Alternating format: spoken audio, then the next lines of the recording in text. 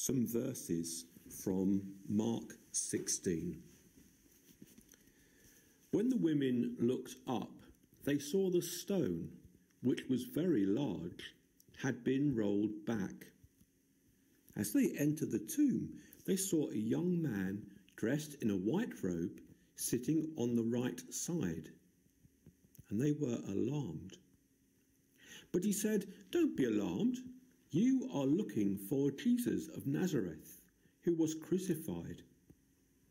He has been raised. He is not here.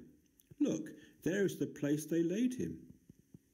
But go and tell his disciples and Peter that he is going ahead of you to Galilee. There you will see him, just as he told you." So they fled from the tomb, seized by terror and amazement, but said nothing to anyone, for they were afraid. The reaction of the three women is understandable: terror and amazement and fear. This was the strangest of experiences. A missing body, a heavenly messenger, an impossible to believe story to tell other people.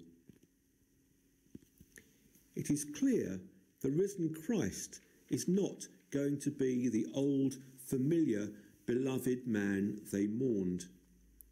No hugs and kisses, no bringing him along to the disciples for handshakes and banter and laughs. The Christ they are to meet has died a human death, in so doing defeating its power over us, and is now preparing to return to his Father. If you look at the station illustration, it is possible to see a three-dimensional image.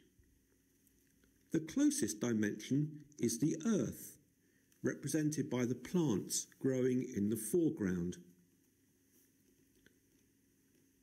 The distant dimension is heaven. Its light, dazzling in its brilliance, the light of the heavenly realm, shines. And there are hints of windows in the rooms of the Father's house, of which Jesus had spoken. And in the middle, dominant dimension of the picture is the now risen Christ.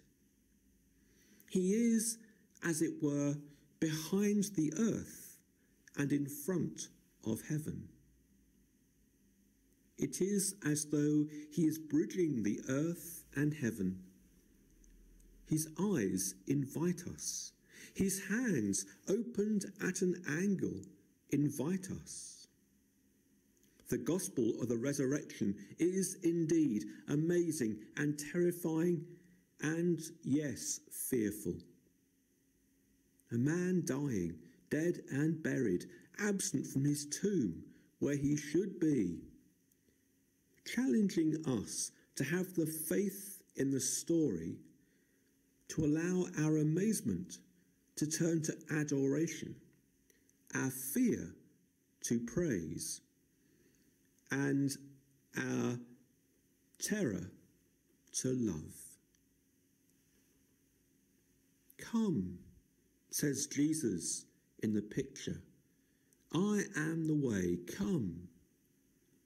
The trap of earthly death is finished. The heavenly city is real, and I am the way to its freedom. Come, follow me. Amen.